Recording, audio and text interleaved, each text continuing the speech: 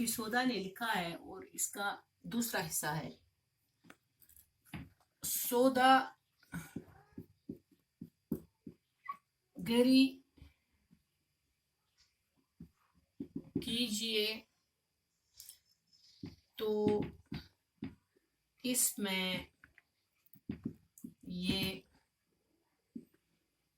مشقت، سوداگری کیجئے تو اس میں یہ مشقت، دکن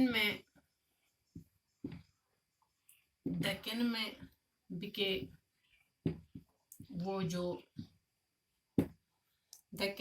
جو خریدے سفیان ہے. یعنی شاعر اس شعر میں شاعر آشوب کا حال، مرزا محمد رفیع سودا شاعر آشوب کا حال بیان کر رہا ہے کہ شہر آشوب کی صورتحال کیا ہے.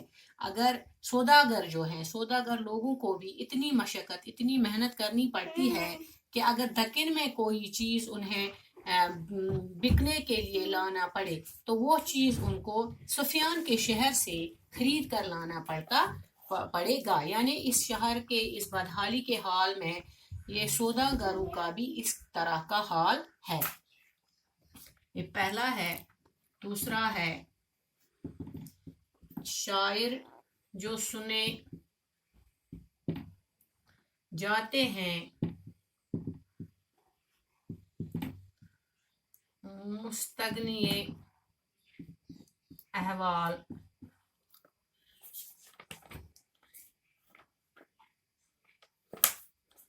دیکھے جو کوئی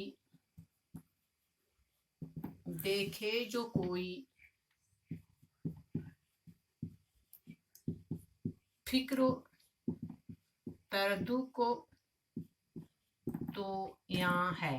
یعنی مستغنی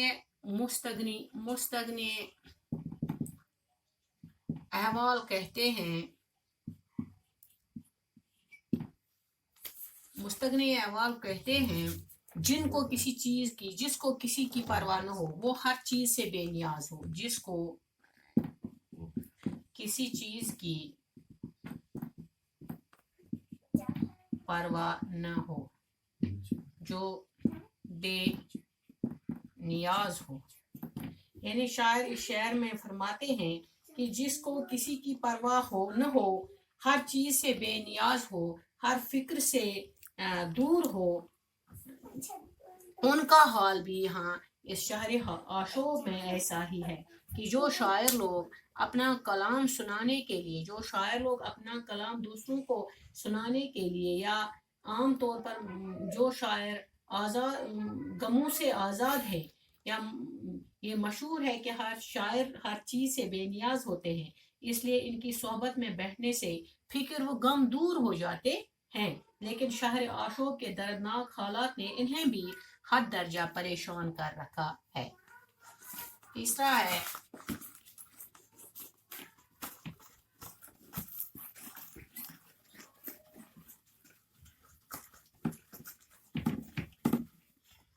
تیسرا شعر ہے اس کا. مشتاق ملاقات انہوں کا کسب ناکس. مشتاق ملاقات انہوں کا کسب ناکس.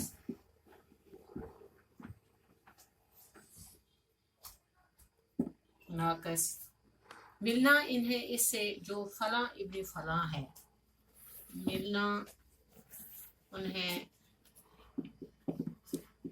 اس سے جو فلاں ابن فلاں ہے.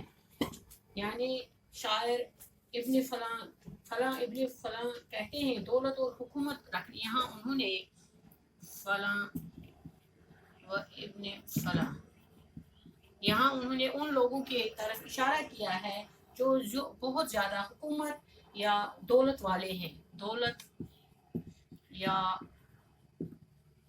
حکومت رکھنے والوں کی طرف یہاں शायर ने इशारा किया है, यानी शायर ने फलां इब्न फलां का मतलब यहाँ दौलतमंद या हुकूमत करने वाले लोगों की तरफ इशारा किया है।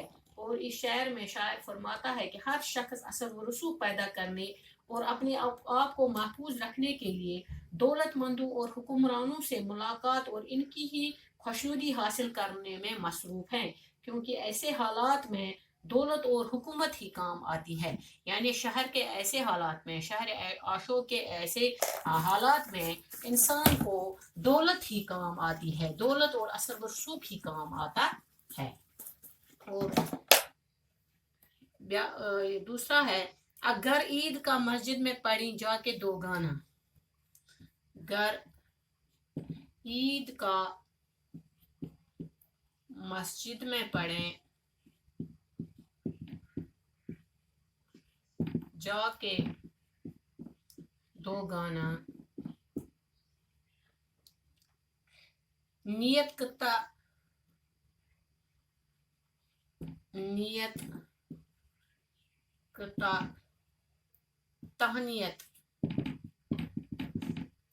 तहनीयत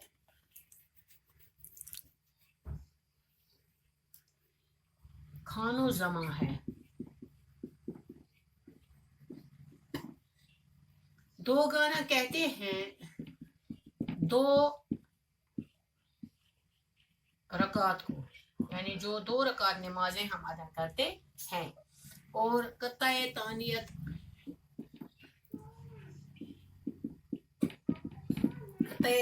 कहते हैं जो खुशी और मुबारकबादी के मौका पर लिखा जाए, जो खुशी और मुबारकबादी के मौका पर बोला जाए। यानी इस शहर में शायर फरमाते हैं कि लालची और खुशामद पसंद लोग जब ईद की दो रकात नमाज पढ़ने के लिए मस्जिद में जाते हैं तो उस वक़्त भी वो बादशाही वक़्त और उम्रा की शान में कता लिखने की फिक्र में होते हैं, क्योंकि ये शायर आशूब का हाल ही ऐसा है कि लोग बड़े बड़े लोगों की, हुकूमत वाले लोगों की आनमानी करते हैं और उन्हीं के लिए वो खुत्ता तहनीयत ईद के दिन भी नमाज दो रकात पढ़ने के बाद भी उन्हीं लोगों के लिए वो खुत्ता तहनीयत लिखने में मसरूफ रहते हैं। ये हाल है शायर आशूब का। मुल्लाई अगर कीजिए तो मुल्ला की है ये कदर, मुल्लाई अगर कीजिए तो मुल्ला की है ये कदर, हूँ 2 रुपए तो उसके जो कोई मसनवी ख्वां है, हूँ 2 रुपए उसके जो कोई मसनवी ख्वां है। यानी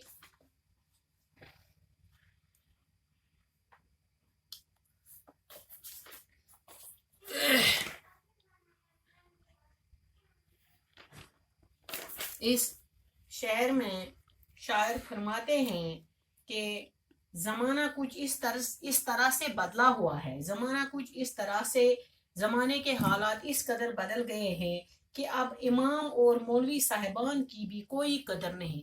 मसनवी लिखने वाला उनसे बेहतर है, वो मसनवी लिखता है तो कम अज कम 2 रुपए उससे मिल ही जाते हैं, मगर इमाम और मौलवी को कोई पूछता तक भी नहीं।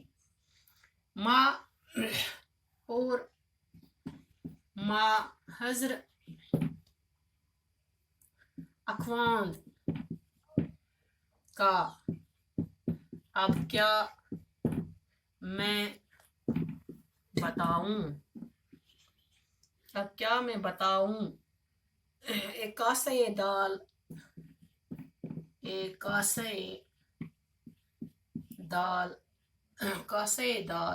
अदस و جو کی 2 نان ہے۔ ماں حضر کہتے ہیں کھانا جو کچھ کھانے کے لیے موجود ہے۔ اخواند کہتے ہیں استاد کو، اور کاسہ کہتے ہیں پیالہ کو۔ عدس دال کہتے ہیں مسور کی دال، اور نان کہتے ہیں روٹی کو۔ یہ فارسی لفظ ہے نان، فارسی میں روٹی کو نان کہتے ہیں۔ یعنی شاعر اس شعر میں فرماتے ہیں کہ اب استاد کی خستہ حالی دیکھیے، اب استاد کی خستہ حالی کا، یہاں اس نے مولوی صاحب کا ذکر کیا، ملا کا ذکر کیا، شاعر کا ذکر کیا، سوداگر کا ذکر کیا، اب یہاں پہ یہ استاد کا ذکر کر رہا ہے۔ شاعر آشوب میں شاعر مرزا محمد رفیع سودا شاعر آشوب میں اب استاد کا ذکر کر رہا ہے کہ اب استاد کی خستہ حالی کا ذکر کیا کروں، بیچارے کو 2 وقت کا پورا کھانا نہیں ملتا۔ استاد جو قوم کا معمار ہوتا ہے اور جن کا ادب و احترام مسلم ہے، ان کی غذا 1 پیالی مسور کی دال اور 2 سوکھی روٹی ہے۔ مطلب یہ ہے کہ بالکل معمولی اور سادہ سا غذا استاد کو یہاں کھانے کو ملتا ہے۔ یہ استاد کی بات کر رہا ہے مرزا محمد رفیع سودا شہر آشوب کے حالات میں، شہر کے حالات بہت زیادہ خراب ہیں۔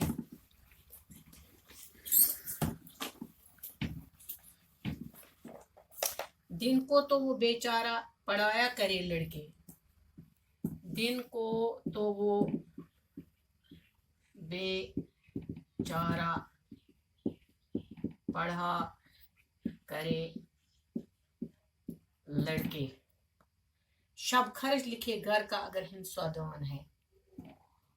شب خرچ لکھے گھر کا اگر ہنسا دان ہے۔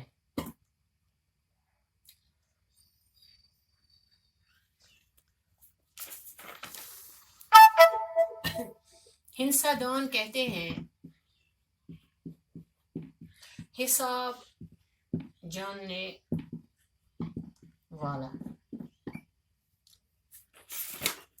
یعنی شاعر کہتا ہے کہ استاد کی اب بس قدر و قیمت یہی رہ گئی ہے کہ بیچارہ پورا دن وہ لڑکوں کو پڑھایا کرے، اور اگر حساب کتاب جانتا ہے تو شام کو، شب کہتے ہیں رات کو اپنے گھر جا کے اپنا حساب آرام کرنے کے بجائے وہ حساب کتاب لکھتا ہے، تاکہ گزارا کے کسی بڑے آدمی کے گھر کا حساب کتاب لکھنے کے لیے جاتا ہے، تاکہ اسے کچھ خرچہ ملے جس سے وہ اپنا پیٹ پال سکے اور جس سے وہ اپنا گزارا کر سکے۔ اب کیجئے انصاف